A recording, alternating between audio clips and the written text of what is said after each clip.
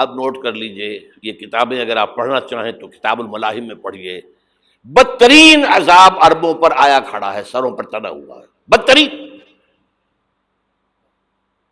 ایسی جنگ ہونی ہے الملحمۃ العظمیٰ، جس کو کہ میں بھی آپ کے گواہی پیش کر دوں گا، جسے کہا گیا دی لاسٹ کروسیڈ. بش نے بھی کروسیڈ کا لفظ بول دیا تھا، پھر واپس لیا اس نے. نکل جاتی ہے جس کے منہ سے سچی بات مستی میں، فقیہ مصلحت بین سے وہ رندے بادہ خار اچھا، کروسیڈ کہہ کر پھر واپس لیا. یہ کروسیڈ، اس کے اوپر جس قدر نقصان ہونا ہے عربوں کا، گریٹر اسرائیل بنے گا، یہ عراق، شام، اردن، سعودی عرب کا کچھ شمالی علاقہ، ترکی کا جنوبی علاقہ، مصر کا صحرائے سینا، اور اس کے ساتھ ہی جو بہترین اس کا زرخیز ترین علاقہ ڈیلٹا آف نائل، یہ سب یہودیوں کے قبضے میں جائیں گے. اس کو حدیث میں کہا گیا الملحمۃ العظمیٰ. عیسائی 80 علم لے کر اے مسلمانوں تم پر حملہ آور ہوں گے، اور ہر علم کے نیچے 12,000 فوج ہوگی، 9.5 لاکھ فوج. یہ نیٹو کی تیاری کس کے لیے ہو رہی ہے؟ جب یو ایس ایس آر کا خاتمہ ہوا تو پوچھا گیا تھا نیٹو چیف سے، اب کس لیے؟ تمہارا وہ دشمن تو ختم ہو گیا، اب ہمیں اسلامک فنڈامنٹلزم سے نمٹنا ہے. وہ جانتے ہیں خطرہ یہی ہے، اب اسلام ابھر سکتا ہے. مسلمانوں کے سینوں کے اندر وہ آگ ہے، اوپر خاکستر آ گیا ہے، تم پہ اٹھانا بیٹھنا، یہ اندر تو انگارہ ہے، اوپر سے راکھ ہے، اس سے دھوکہ نہ کھا جانا ان کے دلوں کے اندر. اور بش نے کہا تھا مسلمان چاہتے ہیں کہ ہسپانیہ سے لے کر انڈونیشیا تک نظام خلافت قائم کریں. اور میں حیران ہوا تھا کہ اس کمبخت کو ہسپانیہ کا خیال کیسے آ گیا؟ ہمیں تو کبھی آتا ہی نہیں، اب ہم تو بھول گئے. وہ تو 500 برس پرانی بات ہے، جبکہ وہاں سے ہمیں نکال دیا گیا تھا. اگرچہ اقبال نے کہا تھا ہے ارض فلسطین پہ یہودی کا اگر حق، ہسپانیہ پر حق نہیں کیوں اہل عرب کا. ہسپانیہ میں تو 800 سال حکومت کی مسلمانوں نے، اور ابھی 500 برس ہی گزرے ہیں نا. یہودی تو ارض مقدس سے 2000 سال نکالے گئے. انہیں لا کے آباد کیا گیا، عربوں کے سینے میں خنجر بھونک دیا گیا. وہ چھوٹا سا ملک جو چاہتا کرتا، کوئی پوچھنے والا نہیں. امریکہ جیسے اپنے بیٹے کی حفاظت کرے ویسے کرتا ہے اس کی. اور حضور نے فرمایا ہے وہ جنگ جب ہوگی تو ایک باپ کے اگر 100 بیٹے ہوں گے تو 99 ختم ہو جائیں گے، ایک بچے گا. یہ حدیث ہے، حدیث ہے صحیح. اور آپ نے فرمایا ویل للعرب من شر قد اقترب، عربوں کے لیے ہلاکت ہے، عربوں کے لیے بربادی ہے اس شر سے جو قریب آ چکی ہے. اور آج جس طرح انہوں نے ان کی تہذیب کو اختیار کر لیا ہے، دبئی جا کر دیکھیے، بدترین مغربی معاشرہ جو ہے وہ دبئی کے اندر ہم نے قائم کر کے دکھا دیا. اب سعودی عرب اس راستے پر بڑھ رہا ہے. اور اس کے بعد نمبر 2 پر جو ہے ہم پاکستانی ہیں. لیکن میں اس کے وہ پہلی بات جو کہہ رہا ہوں وہ تو یقینی ہے، اس میں تو احادیث صحیحہ موجود ہے. اگرچہ اس کے بعد پانسا پلٹے گا، پھر حضرت مہدی کا ظہور ہوگا، حضرت عیسیٰ کا نزول ہوگا، اور وہ گریٹر اسرائیل گریٹر گریو یارڈ بنے گا یہودیوں کا. ایک ایک یہودی قتل ہوگا اور دفن ہوگا. یہ بات میں ہونا ہے، میں پہلی بات بات کر رہا ہوں. وہ پانسا پلٹے گا جب پلٹے گا. ابھی جو سامنے ہے وہ کیا ہے؟ جس ملحمۃ العظمیٰ کہا حضور نے، جسے آرمگیڈون کہتے ہیں عیسائی. آرمگیڈون کی اگر کہیں جا کر آپ دیکھیں گے، آپ ڈکشنری میں مانی تو کیا لکھا ہے؟ A very big war which will be fought between the forces of evil and good before the end of this world. اس دنیا کے خاتمے سے پہلے خیر اور شر کی قوتوں کے درمیان بہت بڑی جنگ ہوگی. ارمجدون اسے کہتے ہیں عربی میں، اور آرمگیڈون اسے کہتے ہیں انگریزی کے اندر. اور یہ بائبل کی آخری کتاب کے اندر ہے، جو اس میں کہ مکاشفات یوحنا، ریولیشنز آف سینٹ جان. یہ تو میں کہہ رہا ہوں یقین کے ساتھ، اور زیادہ دور نہیں ہے، آیا چاہتا ہوں. اس لیے کہ یہودیوں کا اور عیسائی جو کنزرویٹوز ہیں، نیو کنزرویٹوز، ان کا 5 نکاتی ایجنڈا ہے متفق علیہ، جس کے تحت کہ یہ جنگ صلیبی شروع کی گئی ہے. وہ سن لیجئے آپ. آرمیگیڈون نمبر 1، گریٹر اسرائیل قائم ہو جانا اس کے نتیجے میں نمبر 2، مسجد اقصی اور قبۃ الصخرہ کو گرانا نمبر 3، وہاں تھرڈ ٹیمپل،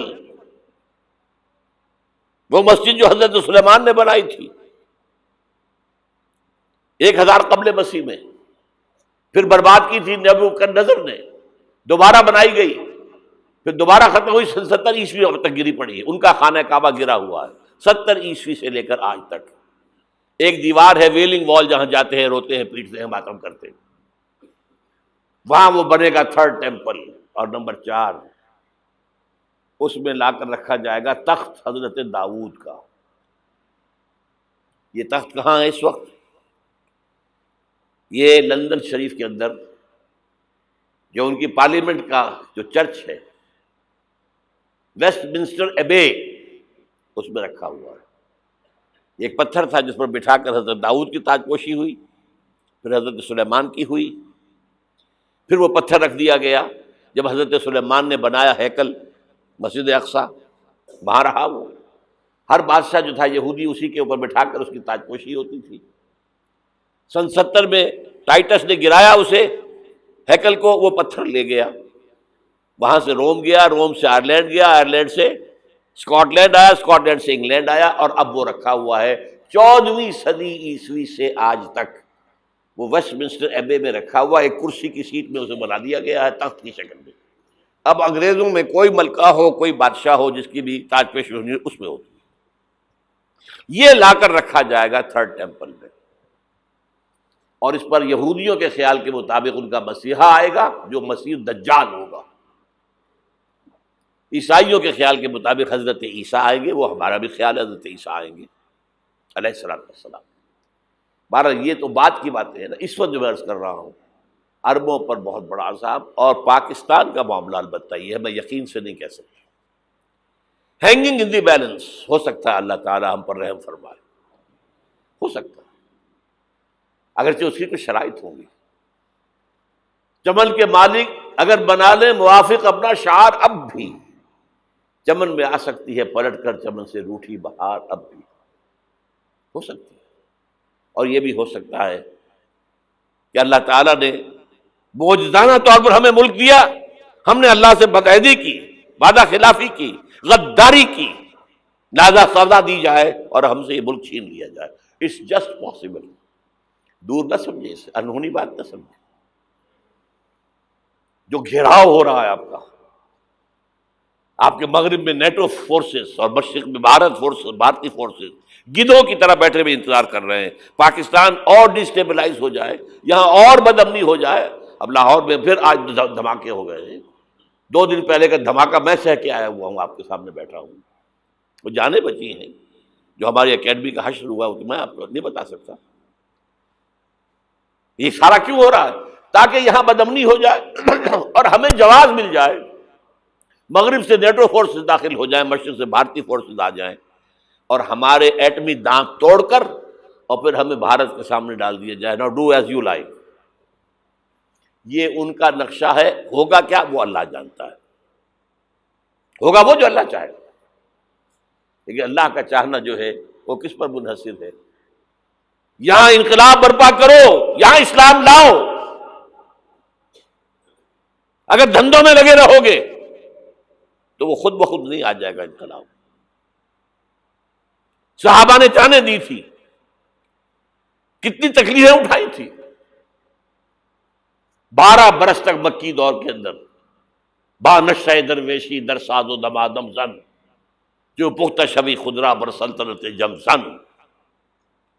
یوم طائف یاد ہے جو حضرت عائشہ فرماتی ہے کہ میں نے پوچھا تھا حضور سے کہ یوم احد سے زیادہ سختی بھی آپ پر کبھی آئی؟ یوم احد پر کیا ہوا تھا؟ تلوار کا وار پڑا تھا آپ کے چہرہ مبارک، یہ جو رخسار کی ہڈی ہے اس کے اندر وار گیا ہے، اوپر خود کی 2 کڑیاں تھیں وہ اس میں گھس گئیں، 2 دندان مبارک شہید ہوئے۔ وہ خود کی کڑیاں ایک صحابی نے اپنے دانتوں سے پکڑ کے کھینچنے کی کوشش کی، دانت نکل گئے، وہ نہیں نکلی، کیا جتن کر کے نکالی گئی ہوگی تو خون کا فوارہ آیا، اتنا خون گیا ہے کہ آپ بے ہوش ہو گئے، گر گئے، اور مشہور یہ ہو گیا کہ آپ کا تو انتقال ہو گیا، شہادت ہو گئی۔ یہ سیرت کبھی پڑھی ہے؟ حضرت عائشہ کے ہوش کا تو یہی دور تھا نا، یوم طائف میں تو آپ کی کیا تھی، بچی تھی، انہیں کیا پتا کیا ہو رہا ہے حضور کے ساتھ۔ 3 دن تک حضور مکے کی گلیاں اور وہاں کے اوباش لوگ پتھراؤ کر رہے گئے تھے اس امید میں کہ شاید وہاں کا کوئی سردار ایمان لے آئے، تو یہاں تو ابو طالب بھی فوت ہو گئے، یہی دنیاوی سہارا تھا، خاندانی سہارا تھا ابو طالب کے ذریعے، اور گھر میں ایک دلجوئی کرنے والی رفیقہ حیات تھی، وہ بھی، ان کا بھی انتقال ہو گیا۔ آپ نے کہا یہ عام الحزن ہے، اب تو سب کو طے ہو گیا قریش کو کہ اب جیسے قتل کر دو ان کو، اسی لیے آپ گئے طائف، شاید وہاں کا کوئی بڑا سردار مانے ایمان لے آئے مجھ پر تو میں اپنا مرکز ادھر شفٹ کر دوں۔ تینوں سے ملے ہیں، تینوں نے وہ جواب دیے ہیں، نکل جاؤ یہاں سے، میں تمہارے ساتھ بات بھی کرنے کو تیار نہیں۔ اچھا، تمہارے سوا کوئی نہیں ملا تھا اللہ کو نبی بنا کر بھیجنے کے لیے؟ دیکھو جاؤ، میں بات نہیں کرنا چاہتا، ہو سکتا ہے میں بے عزتی کر بیٹھوں، اور واقعی تم اللہ کے نبی ہو تو میں مارا جاؤں گا، جاؤ جاؤ جاؤ۔ یہ سلوک محبت کے ساتھ ہوا ہے۔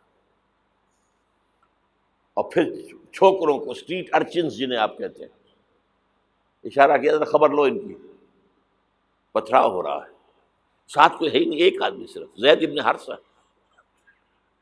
اب سامنے سے پتھر آ رہے ہیں تو حضرت زید آگے آ جاتے ہیں، ڈھال بنتے ہیں، مجھے لگے پتھر حضور کو رہے، آپ پیچھے سے آ رہے ہیں، چاروں طرف سے تو ڈھال نہیں بن سکتا ایک شخص، جسم لہو لہان، خون جا کر جوتیوں میں جم گیا ہے، جوتی اتر نہیں۔ پھر وہاں سے واپسی پر جو دعا مانگی ہے، اللہم الیک اشکو ضعف قوتی وقلت حیلتی وہوانی علی الناس، اے اللہ تیری جناب میں فریاد لے کر آیا ہوں اپنی قوت کی کمی کا، اپنے وسائل کی کمی کا، اور جو ذلت و خواری ہو رہی ہے لوگوں کے سامنے، الا من تکلنی، مجھے کس کے حوالے کر دیا ہے، الا بعیدی یتجہمنی، یہ میرے اوپر ہجوم کر کے آ جائے، حملہ کرے، اور عدو من لگتا امرے، یہ دشمن کے حوالے میرا معاملہ کیا، جو چاہے کر دے وہ۔ لیکن پھر عبدیت غالب آتی ہے، ان لم یکن علی غضبک فلا ابالی، اللہ اگر تو ناراض نہیں ہے تو مجھے کوئی پرواہ نہیں،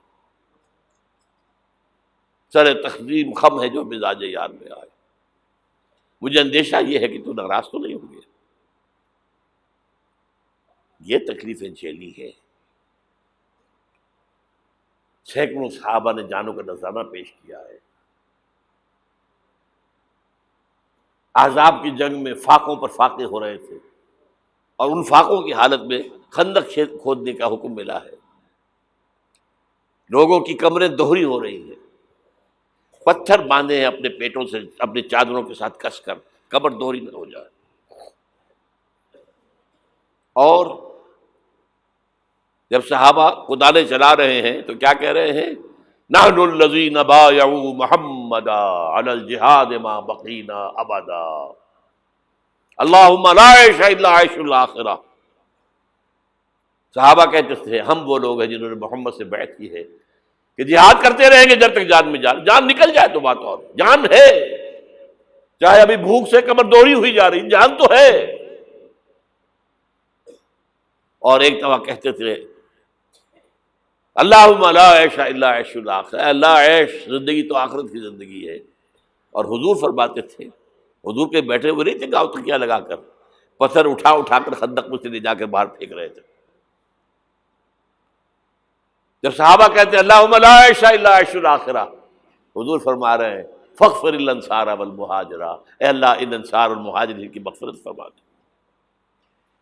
پھر حضور کی خدمت میں کچھ لوگ آئے، حضور اب یہ فاقہ ناقابل برداشت ہو گیا، دیکھیے ہم نے یہ پتھر باندھے ہوئے اپنے پیٹوں کے ساتھ۔ حضور نے کرتا اٹھا کر دکھایا، وہاں 2 پتھر باندھے ہوئے۔ یہ ہے سیرت النبی۔ آپ کس چیز کو سیرت النبی سمجھتے ہیں؟ بہرحال اس موضوع پر میری ایک کتاب ہے منہج انقلاب نبوی، کہ انقلاب کیسے آیا تھا۔ اگر دل میں ذرا بھی آرزو پیدا ہو گئی ہو کہ اللہ قبول کر لے مجھے قبول کر لے اس کام کے لیے، تو وہ کتاب آپ کے لیے مسٹ ہوگی، اس کا پڑھنا۔ هي الحلقات تحفظني بآيات من القرآن، هي الحلقات تملأني بحب المصطفى العدنان، هي الحلقات تحفظني